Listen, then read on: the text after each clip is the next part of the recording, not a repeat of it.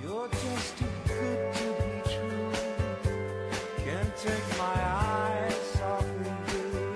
I love you, baby, and it's quite alright. I need you, baby, to warm the lonely night. I let me love you, baby. Let me love you. Olá, tudo bem? Dá um abraço aí bem carinhoso quem está do seu lado.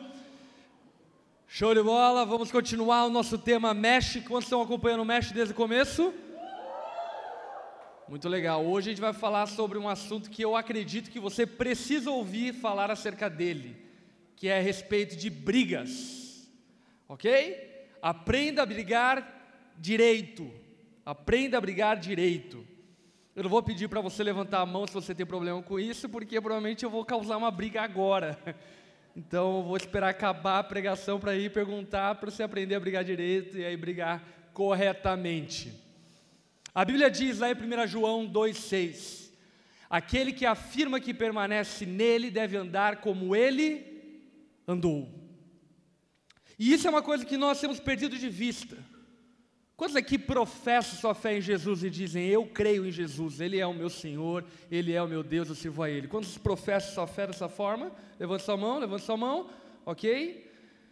Se você levantou sua mão, e se não levantou porque estava com preguiça, confesse seu pecado, mas se você levantou sua mão, você deve andar como Ele andou. A tua referência de atitude, de comportamento, de temperamento é Jesus. E isso tem toda uma explicação teológica, e não só teológica, mas dentro do cristianismo antropológica, que tem a ver com a essência do homem. Eu e você fomos criados à imagem e semelhança de Deus. O homem se desviou dessa imagem, o homem caiu, Adão e Eva pecaram, foram afastados da glória de Deus, tiveram a sua imagem distorcida. Veio Jesus, e Jesus é a manifestação visível do Deus invisível, ou seja, Jesus é a imagem e semelhança de Deus. Ok? Quando estão acompanhando o raciocínio? Nós fomos criados à imagem e semelhança de quem? Deus. E Jesus é a imagem e semelhança de quem? Deus. Em outras palavras, Jesus é o que nós deveríamos ser. Jesus é o que eu e você deveríamos ser. Ele fez o que eu e você deveríamos fazer.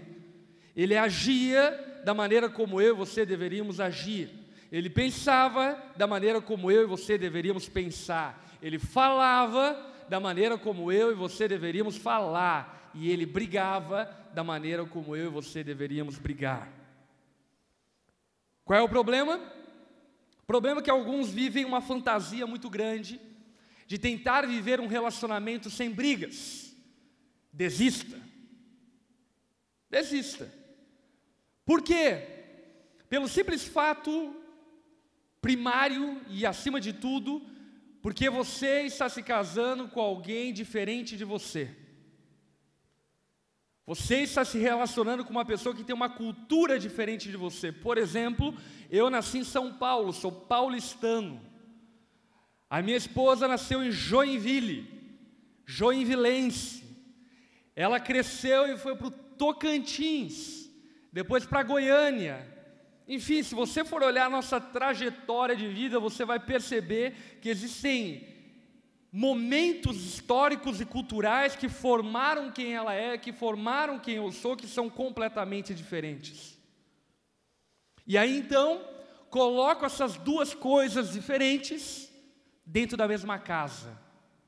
O que você espera que aconteça? O que acontece? Briga. Então, se você quer se relacionar, isso não só diz respeito ao teu marido, mas diz respeito a amizades verdadeiras, você vai ter que aprender a brigar. Porque são duas pessoas diferentes se relacionando. E aí entra um problema bem grande, que é qual? São as filosofias e culturas que nós carregamos e aí entramos dentro do relacionamento e tentamos defender a nossa posição cultural, filosófica, ante ao outro, e esse tipo de mistura vai causando uma série de ranhuras, uma série de agressões verbais, uma série de exaltações, uma série de aquecimento do sangue, e a coisa vai ficando feia. O que eu quero dizer é que as brigas, se assim a gente pode chamar, ou os debates, são inevitáveis. Mas se nós andarmos como Jesus, os debates não precisam ser como das eleições brasileiras. Amém? Profetizo sobre a tua vida. Eu não sei se você gosta de acompanhar debates, eu amo acompanhar debates. Na verdade, eu gosto de eleição só para acompanhar debate. Depois que foi eleito lá, eu fico já temeroso do que vai acontecer. Mas eu amo ver debate. E nós viemos de uma eleição passada, onde havia os debates enfervescidos entre Dilma Rousseff e Aécio Neves. Quantos lembram desses debates? Cara, que coisa horrível, mano. Parecia duas crianças do prézinho discutindo. E Aécio... E o aeroporto que você tinha lá em Minas Gerais, e Dilma, a Bolsa Família, a Bolsa não sei o que, a Bolsa não sei o que lá, eu fico no meio daquela debate falando, cara, aonde eles querem chegar com isso? Duas crianças se degladiando, não se importando com o que realmente tem valor. O quê? Resolver os problemas. E no casamento... E eu já acompanhei vários debates e discussões. Às vezes eu tenho a mesma impressão. As pessoas sentam para conversar comigo, se degladeiam entre uma e a outra e dizem, você fez aquilo outro, você é assim, você é assado. E o problema? Quando a gente vai resolver? E isso tudo se passa por uma falta de atitude semelhante a de Jesus. Jesus venceu. Ele é o vencedor dos vencedores. Amém? Ele venceu todas as coisas. Ele venceu sobre todos os impérios, governos. Ele é o maior. Ele está exaltado sobremaneira. Agora a pergunta que eu te faço é: como Jesus foi exaltado acima de todas as coisas? Como ele venceu? Talvez a forma como você não queira vencer. Ele venceu sendo cuspido. Ele venceu sendo humilhado. Ele venceu sendo rejeitado. Ele venceu sendo esquecido. Ele venceu sendo desprezado. O que eu quero que você perceba é que vencer dentro do casamento, não necessariamente é passar por cima da carne seca e falar para o teu marido, viu quem é que manda aqui? Vencer no casamento muitas vezes é perder uma discussão. Vencer no casamento muitas vezes é aceitar o desprezo calado. Aliás, a Bíblia nos fala acerca disso. Se vocês aguentam e suportem açoites merecidos, qualquer um faz isso. O grande êxtase da vida cristã é sofrer sem merecer. Alipão, é porque você não conhece a minha mulher. Eu conheço a minha. Não sei se é suficiente para você. Vai por mim, eu entendo o quão difícil é abaixar o nosso orgulho, abaixar a nossa guarda e por vezes perder uma discussão para ganhar um casamento. Estrategicamente falando, por vezes é necessário desistir, perder, para que o relacionamento ganhe. Eu estava pesquisando uma coisa na internet que me chamou a atenção, que é acerca dos 10 maiores problemas que levam casais a se divorciarem. Olha só quais são os top 10 aí. Primeiro, prioridades e expectativas diferentes. Segundo, vícios, drogas, cigarro e etc. Terceiro, criação dos filhos. Pensamentos diferentes em relação aos filhos. Quarto, sentir-se reprimido. Quinto, tédio. Sexto, incompatibilidade sexual. Sétimo, questões financeiras. Oitavo, abuso. Nono, falha de comunicação. E décimo, infidelidade. Os 10 problemas que levam casais a se divorciarem. E quando eu olho para esses 10 problemas que levam casais a se divorciarem, sabe o que eu penso? Eu penso que esses problemas poderiam ser muito bem resolvidos e evitar um divórcio, evitar um racha familiar, evitar um racha existencial, por uma coisa: decidir ser como Jesus, decidir ter a atitude de Jesus. Com isso eu não estou dizendo, se você, homem, sofre agressões físicas da sua mulher, que você não vai recorrer quem deve recorrer, e nem o oposto também é verdadeiro. Se você sofre agressões físicas do seu marido, eu não estou dizendo sobre suportar, apanhando lá que nem louco, mas o que eu estou dizendo é que para viver um relacionamento, por vezes, nós não apenas devemos fazer o que é o nosso dever, mas devemos abrir mão também dos nossos direitos. E sabe qual é o problema? O problema é que a nossa geração é uma geração que não está disposta a cumprir os seus deveres, muito menos abrir mão dos seus direitos. E dessa forma você nunca vai conseguir estabelecer um relacionamento. Num relacionamento, não somente você deve ter um autocompromisso com o que é o teu dever, mas você também precisa ter uma disponibilidade a abrir mão do que é o seu direito. E muitas vezes abrir mão do que é o seu direito é perder uma discussão e sair humilhado, com a impressão de que você perdeu aquele campo de batalha. Mas no final das contas, você foi que nem um cavalo de Troia, sabe? Parece que está se entregando, mas na verdade você está vencendo uma batalha maior do que uma discussão. E isso tudo tem a ver com atitude semelhante à de Jesus. E é coisa que nós, como cristãos mesmo, eu digo isso, temos nos esquecido, sabe? Eu creio que nós vivemos sob a influência de um evangelho meio triunfalista, o evangelho dos nossos direitos, o evangelho do eu decreto, do eu declaro, do eu determino em nome de Jesus. E me perdoa, mas eu não tenho como olhar para Jesus e enxergar isso. Eu não via Jesus na cruz. Eu determino, Pai, se você me ama, mata todo mundo aqui e me tira da cruz. Eu não vi Jesus fazendo isso. Eu não vi Jesus determinando, declarando, buscando os seus direitos. Ei, presta atenção. Ele não cometeu pecado algum e nenhum engano foi encontrado em sua boca. E ele morreu o pior tipo de morte que um ser humano podia ter naqueles dias. Você está entendendo? Você é pecador, eu sou pecador. Se nos matasse, que bom. É o que nós merecemos no final das contas, mas Jesus não. E não merecendo isso, a Bíblia fala que ele viveu como um servo sofredor. E isso levou ele para a glória. Quantos querem ter um casamento glorioso? A maneira de ter um casamento glorioso é andando como Jesus andou.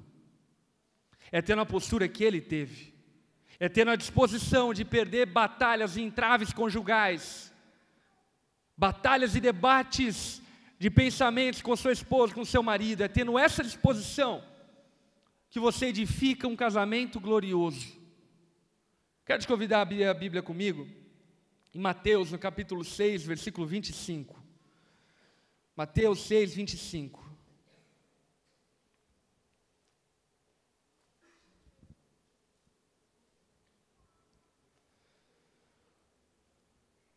Enquanto você vai abrindo, deixa eu fazer um exercício com você, ok?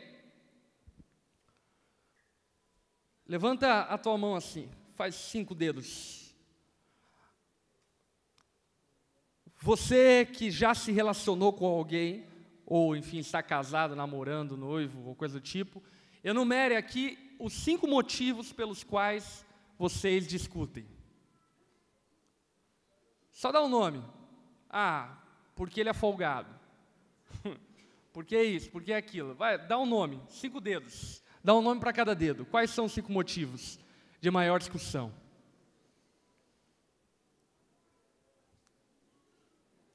Ok? Ok? Vamos lá. Mateus 6,25. Segura a tua mão aí. Portanto, eu digo, não se preocupem com a sua própria vida. Mantenha a tua mão levantada, 5 dedos. Desses 5 dedos que você está com a mão levantada aí, quanto deles é preocupação com você mesmo? Vai tirando esses dedos aí, que tem a ver com você. Tipo, porque eu não gosto disso. Tem a ver com você. Que se dane que você não gosta. Ah, mas é porque ele faz isso. O que é preocupação com a sua própria vida? Vai tirando aí, vai tirando. Ok? Quantos tiraram a maioria? Levanta sua mão. Sabe uma das coisas que eu percebo? É que a maioria das discussões não passam de egoísmos camuflados. Em nome de um relacionamento saudável. Na verdade, não é relacionamento saudável coisa nenhuma.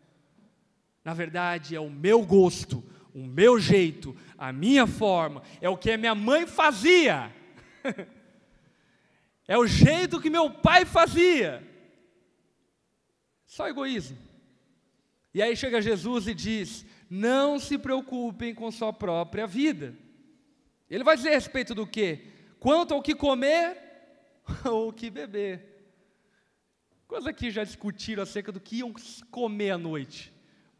Quero pizza ou quero lasanha? Ah, não gosto de lasanha. Ah, mas amor, vamos lá então no Mac. Não gosto de McDonald's. Já discutiu sobre isso? Olha só. Quanto ao que comer, quanto ao que beber, nem com o seu próprio corpo. Já discutiu por causa da barriga, porque está barrigudo, porque caiu não sei o quê, porque levantou, porque esse tipo de coisa. Ou quanto ao que se vestir. E aí, já brigou por isso? Amor, eu não falei para você passar roupa. Amor, eu não tenho roupa nenhuma. Vocês estão rindo, né, miserável? Não é a vida mais importante que a comida? Deixa eu contextualizar essa pergunta. Não é o teu casamento mais importante do que vocês vão comer? Não é estar junto mais importante do que se vai comer pizza, hambúrguer, cachorro-quente, pipoca ou nada? Não é o casamento de vocês mais importante do que isso? Continuando. E o corpo não é mais importante do que a roupa? Observem as aves do céu, não semeiam, não colhem, nem armazenam em celeiros, contudo o Pai Celestial as alimenta. Não tem vocês muito mais valor do que elas? Quem de vocês, por mais que se preocupe, pode acrescentar 1 hora que seja a sua vida? Por que vocês se preocupam tanto com roupas? Vejam como crescem os lírios do campo. Eles não trabalham nem tecem. Contudo, eu digo que nem Salomão, em todo o seu esplendor, vestiu-se como um deles. Se Deus veste assim a erva do campo, que hoje existe, e amanhã lançada ao fogo, não vestirá muito mais a vocês, homens de pequena fé.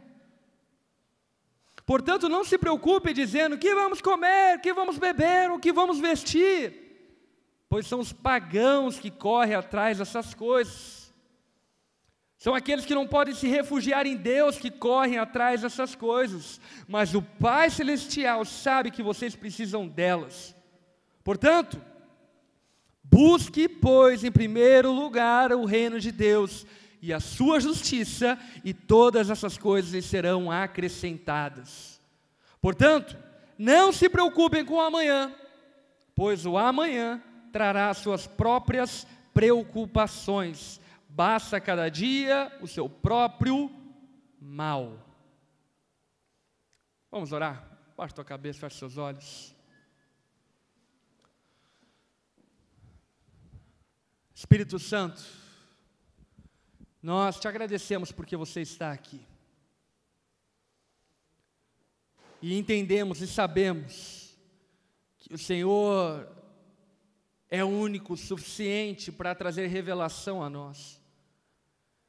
E pedimos a Ti, pela Tua misericórdia, que o Senhor nos revele essa verdade tão simples que estamos ouvindo aqui nessa noite. E principalmente, constranja a nossa atitude, para que possamos andar como você andou, Jesus, e vencermos como você venceu. Espírito Santo, nos ajude a não nos iludirmos com os caminhos fáceis da vida, que entendamos que a glória vem da humilhação, que a vitória vem da batalha. Então, Jesus, nos torna mais humildes e quebrantados como Tu, para que possamos travar debates, impasses com sabedoria, com entendimento, com humildade, e de fato resolvermos problemas e não criarmos outros.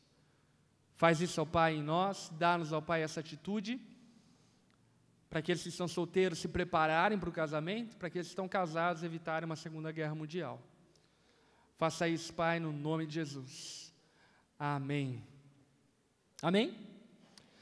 Esse texto que nós acabamos de ler, ele está no Sermão do Monte. No Sermão do Monte, Jesus estava falando acerca de várias coisas, mas aquilo que está no auge daquilo que ele estava falando era acerca do reino dele. E aí ele vai dizendo sobre como vivem os pagãos. Como que vivem os pagãos? Primeiro, o que é pagão? Não é aquele que se paga. Pagão é aquele que não teme a Deus, é aquele que não vive de acordo com os decretos de Deus. Esse é o pagão. E Jesus estava falando, ei, são os pagãos que correm atrás dessas coisas, são os pagãos que vivem preocupados com a sua própria vida, são os pagãos que discutem, que se batem, que debatem, que brigam, que se espremem, que arrumam briga para todo quanto é lugar por essas coisas, comida, vestimenta e bebida. Vocês, porém, busquem, pois, em primeiro lugar, o reino dos céus, o reino de Deus, e essas coisas lhes serão acrescentadas. O que Jesus estava fazendo ali era invertendo valores. Ele estava dizendo, olha, as pessoas desse mundo, as pessoas dessa era valorizam demais isso. E por isso elas se degladiam por causa desse tipo de coisa. Agora eu estou estabelecendo um novo valor. Algo que realmente é valioso. E o que é realmente valioso? O reino de Deus e a sua justiça. Por isso, antes de falar sobre como brigar, é necessário falar sobre o porquê brigar. Ou para que brigar. Eu lembro que na minha adolescência, eu era uma pessoa extremamente, não sei dizer, briguenta, violenta. Eu gostava de briga, até porque eu escutava Racionais. Mas eu gostava de brigar, eu saía para a rua para brigar, ia para a balada para brigar. E eu lembro, não foi nenhuma nem duas vezes, saía para a balada com barra de ferro para brigar, era minha pira. Eu gostava de brigar. E eu lembro em quantas brigas inúteis eu me envolvi. Eu lembro uma vez que eu entrei numa briga de um amigo meu, que eu nem conhecia ele direito, e porque entrei naquela briga, eu levei uma carteirada na cabeça. E aí, enfim, rasgou todo o meu braço, rasgou meu olho, que eu levei aquela carteirada, enfim. Porque eu me envolvi numa briga que eu não deveria ter me envolvido. E sabe o que eu penso acerca das brigas conjugais? Que a maioria das brigas que você se envolve dentro do seu casamento, você não deveria se envolver. É ou não é? Quantas vezes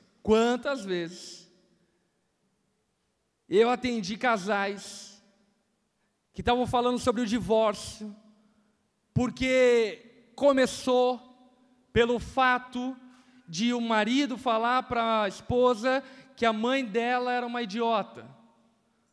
Não, para de ser idiota, velho. O que você quer falar da mãe da menina?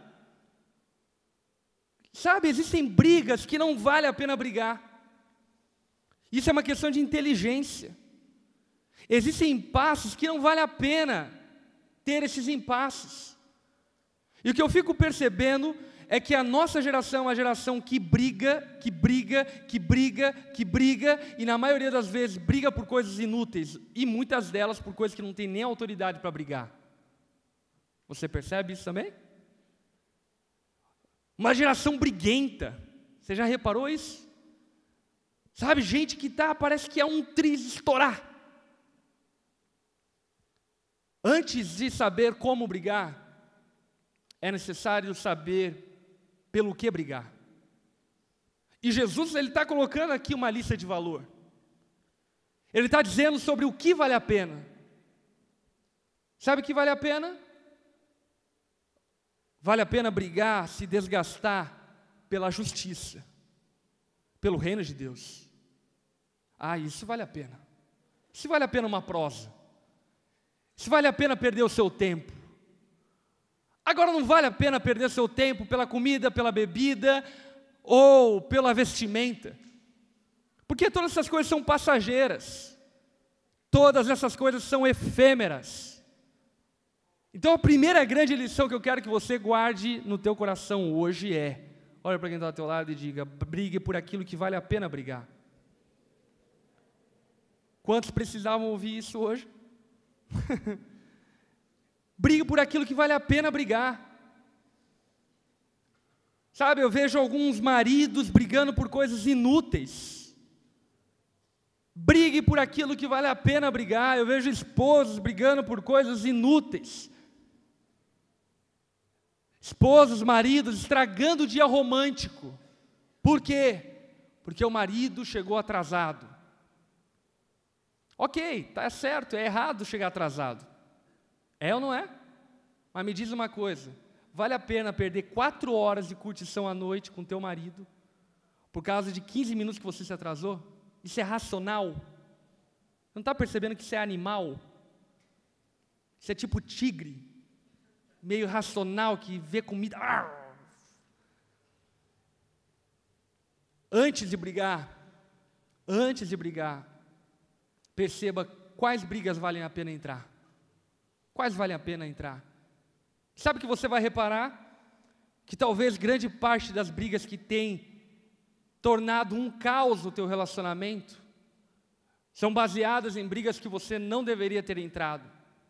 Brigas inúteis, brigas de ego, brigas de preferências, brigas de culturas, brigas de gostos, brigas que não vale a pena. Simplesmente não vale a pena. Aí então, vale a pena lembrar uma outra coisa. Brigue para resolver problemas, não para criar outros problemas. Como assim? Nada contra as mulheres. Nada. Sou casado com uma que eu amo demais. Ela é incrível. Mas as mulheres têm algo da parte de Deus poderoso, que é uma memória e uma competência para lidar com o histórico dela, que é impressionante. E muitos dos impasses e discussões, por exemplo, entre um homem e uma mulher casados, uma briga se transforma em 10 brigas. Você já reparou isso? Amor, eu não falei para você olhar o arroz que queimou? Mas amor, há 11 anos atrás, quando a gente se conheceu, a gente estava andando, e você lembra que eu falei? Eu não gosto de arroz branco, eu gosto de arroz queimado. Enfim, uma briga se transformou em várias brigas. Aí vocês vão brigando, e aí a madrugada vai entrando adentro, você vai ficando com sono, e a briga vai acontecendo, os ânimos vão se exaltando, Simplesmente porque você não soube lidar com o fato de resolver o problema que existia e não criar outros problemas. Pare de ser problemático, cara. Tem um problema para resolver? Resolva esse problema. Senta, como homem e mulher que deveriam ser. Olha na cara um do outro e diz: eu não gostei disso. O que você pode fazer diferente? E você, cabra macho, não vai olhar para ela e falar: mas eu também não gostei daquilo. Ela está falando de você. Amanhã você fala dela. Entendeu? Não transforme uma briga em 2, em 3, em 4, em 10, em 20. Porque quando você transforma uma briga em 20 brigas, sabe o que isso acontece? Sabe qual é o resultado disso? Nada. Esse é o problema. Vocês não resolvem nada. Quantos já ficaram horas, intermináveis, discutindo, chegou no final das contas e falou: amor, eu estou cansado. Vai para o teu lado, eu vou para o meu. Cada um no seu quadrado, é melhor te viver dessa forma. Resolva os problemas e não crie problemas. Eu acredito que um conselho bíblico muito válido para você resolver problemas é aquilo que o apóstolo Paulo diz em Efésios 5:28. Ele diz o seguinte: da mesma forma, maridos, deve amar cada um a sua mulher como seu próprio corpo. Quantos são casados aqui? Homens casados? Ok? Homem casado, coloca a mão no seu peito e diz: eu preciso amar minha esposa como o meu próprio corpo. Mulheres, quantas mulheres são casadas aqui? Levanta sua mão. Coloca a mão no seu peito e diz: eu preciso amar meu marido como se ele fosse meu próprio corpo. Qual que é a linha de raciocínio que Paulo vai chegar? Olha só. Quem ama a sua mulher, ama a si mesmo. Quem ama o seu marido, ama a si mesmo. Além do mais, ninguém jamais odiou o seu próprio corpo, antes o alimenta e dele cuida, como também Cristo faz com a igreja, pois somos membros do seu corpo. Olha só que coisa interessante. Marido, esposa, o que o apóstolo Paulo está nos ensinando é que nós deveríamos enxergar a nossa esposa como extensão do nosso próprio corpo. Esposa, você deveria enxergar o seu marido como extensão do seu próprio corpo. E a pergunta que eu faço é: quem não cuida do seu próprio corpo? Quem não ama o seu próprio corpo? Quem quer mal do seu próprio corpo? O problema é que muitas vezes a nossa cosmovisão, ela impede que nós enxerguemos como a Bíblia nos diz para enxergarmos. Muitas vezes você está olhando para o teu casamento como se fossem dois amigos que decidiram viver na mesma casa e dividir escova. Você não entendeu o que é casamento, filho. Você precisa compreender que a partir do momento que você casou, vocês são um time. Melhor que um time, vocês são um corpo. E aquilo que prejudica ela, te prejudica. Aquilo que faz ela chorar, deveria te fazer chorar. Aquilo que faz ela se alegrar, deveria te alegrar. E o contrário também é verdadeiro. Porque ela é a extensão do seu próprio corpo. Ela é a extensão de você mesmo. E essa é a percepção bíblica acerca do casamento.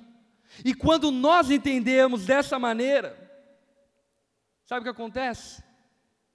A gente perde aquele desejo satânico, demoníaco, que habita dentro de nós, de querer ferrar nossa esposa na discussão. Ou vai dizer que você é mais santo do que eu? Quando o caldo entorna, meu irmão, quantas e quantas vezes eu luto contra mim mesmo, porque a vontade que eu tenho é: eu vou humilhar essa mina. Tomara que tenha alguém gravando aqui, para ver o nível de argumentação que eu vou entrar aqui. Eu vou colocar essa mina no chinelo. Quanta ignorância, cara. Num casamento, quando alguém vence uma discussão, os dois perdem o relacionamento. Num casamento não se trata de quem é maior, de quem é melhor, de quem é pior. Se trata de como nós vamos sair dessa discussão. melhor do que entramos ou pior do que entramos? Se vamos sair pior do que entramos, então não é melhor nem entrar nessa discussão. Porque as únicas discussões válidas são aquelas que nos levam para cima. Não no sentido de trazer uma alegria falsa, mas no sentido de aperfeiçoar quem nós somos. E para isso, sabe que vai precisar existir em você? A mesma humildade que habitava em Jesus. A mesma humildade que habitava em Jesus. Todo mundo fecha os seus olhos, rapidamente. Quem aqui não aceita perder uma discussão? Tipo assim, eu não consigo, é difícil para mim. Levante sua mão. Quem não aceita perder uma discussão? Ok? Pode abrir teus olhos e abaixar sua mão. É bastante gente. Nós precisamos aprender a perder discussões. E isso tem a ver com humildade. Isso tem a ver com valorizar mais aquilo que vai acontecer depois que a briga terminar do que a própria briga. Isso tem a ver com pensamento a longo prazo e não a curto prazo. Isso tem a ver com valorizar o que vai acontecer depois do que está acontecendo agora. Isso tem a ver com compreender que a tua esposa, o teu marido, continuará sendo teu esposo, continuará sendo tua esposa, depois que o debate acabar. E depois que ele acabar, como o teu marido vai ficar, como a tua esposa vai ficar. Por isso, brigue com humildade. Sabe como se briga com humildade? Filipenses 2:3 diz: cada um cuide não somente dos seus interesses, mas também dos interesses do outro. Considere os outros superiores a você mesmo. Deixa eu te falar uma coisa que talvez você vai se identificar muito. Você é do tipo de pessoa igual eu, que quando está discutindo, você está pensando no que vai falar depois que a pessoa acabar de falar? E quando ela dá uma brecha, não é nem um ponto, é um ponto e vírgula. Quando ela dá uma brecha, você já entra falando, comprovando piamente que você não estava nem aí para o que ela estava falando.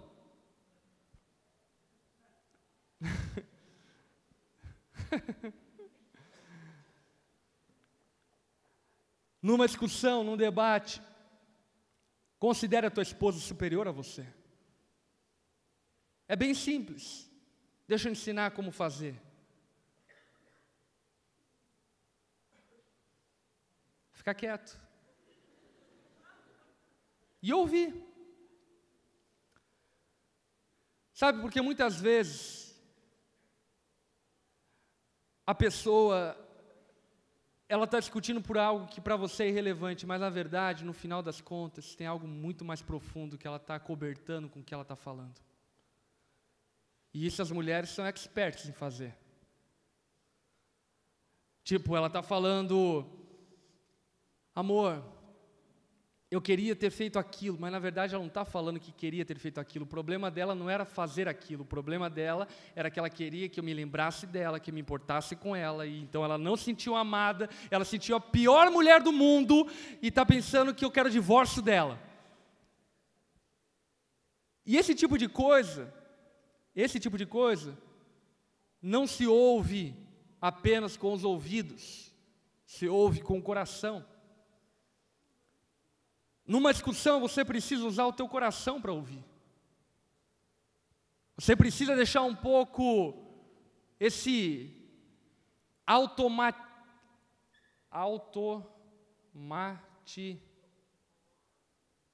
alguma coisa?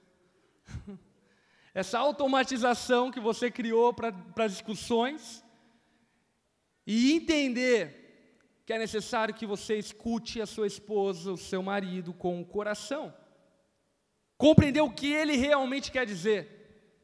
E na grande da maioria das vezes, o que ele quer dizer é muito maior e muito mais profundo do que ele está dizendo. É ou não é? Para isso, considere a sua esposa superior a você mesmo. E por fim, um último conselho que eu queria deixar para você em relação a isso. Bem simples. Olhe para quem está ao teu lado e diga: viva de tal forma que você evite brigas. Viu só? Vem os caras falando para mim: pastora, minha esposa vive brigando comigo. E eu olho para ele e falo: mas por quê?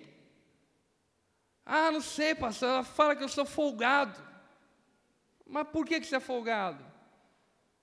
Ah, não, porque estou desempregado, acordo 11 horas. Mas, pô, eu vou brigar com você agora. Você tinha que acordar cedo da manhã e fazer café para ela no bule ainda. Levar na cama, porque é ela que está te bancando em casa, cara. Sabe, viva de maneira irrepreensível. Porque muitas vezes as brigas que acumulam e que ferem a sua mente, que ferem seu relacionamento, são coisas que você poderia ter evitado. Sim ou não? Claro que sim, cara. Sabe, coisas bestas e banais que você poderia ter evitado para que então pudesse evitar aquela discussão, evitar aquela briga. Mas o que muitas vezes nós fazemos é o quê? Comportamentos cíclicos e que se transformam em brigas cíclicas. E que no final das contas ferem um relacionamento que vocês poderiam ter de uma maneira muito calma, muito tranquila, muito boa. Falar sobre esse assunto é um assunto bem prático, bem simples, bem direto e bem objetivo. Mas falar sobre ele, pensando à luz da eternidade,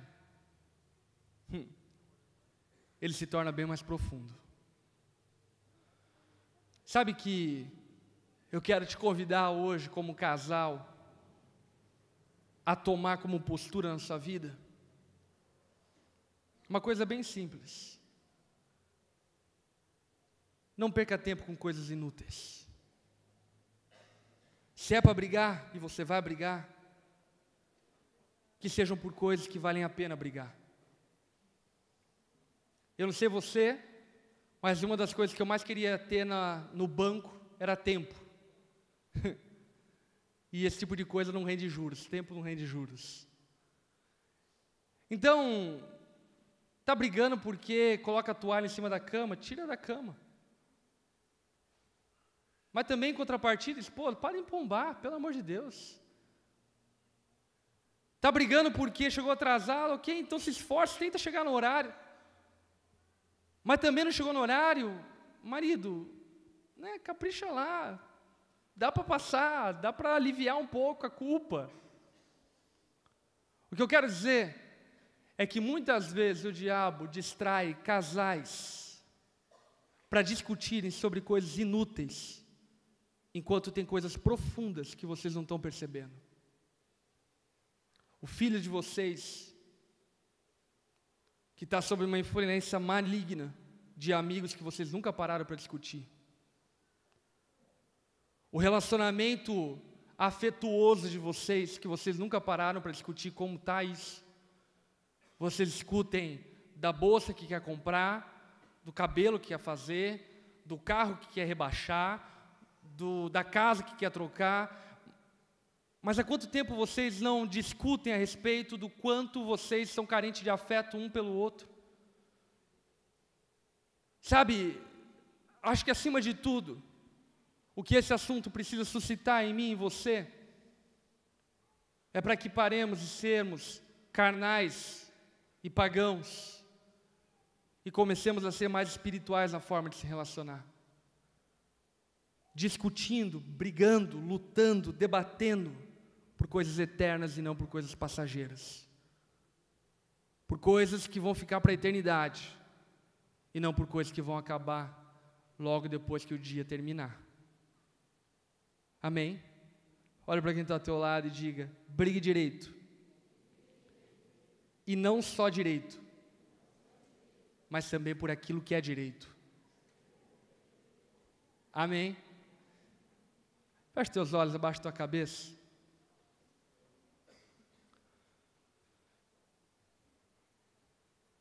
Eu não quero expor ninguém aqui, Então por isso eu não vou pedir para você levantar.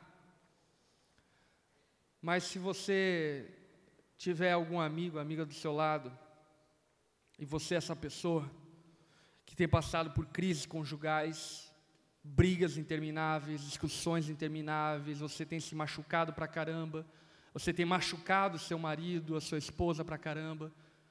Se você está com algum irmão, alguma irmã do seu lado, coloque a mão no ombro dele, dela, para que a gente possa orar por esse tipo de coisa. Jesus, eu quero colocar cada família aqui representada, cada casal que está aqui.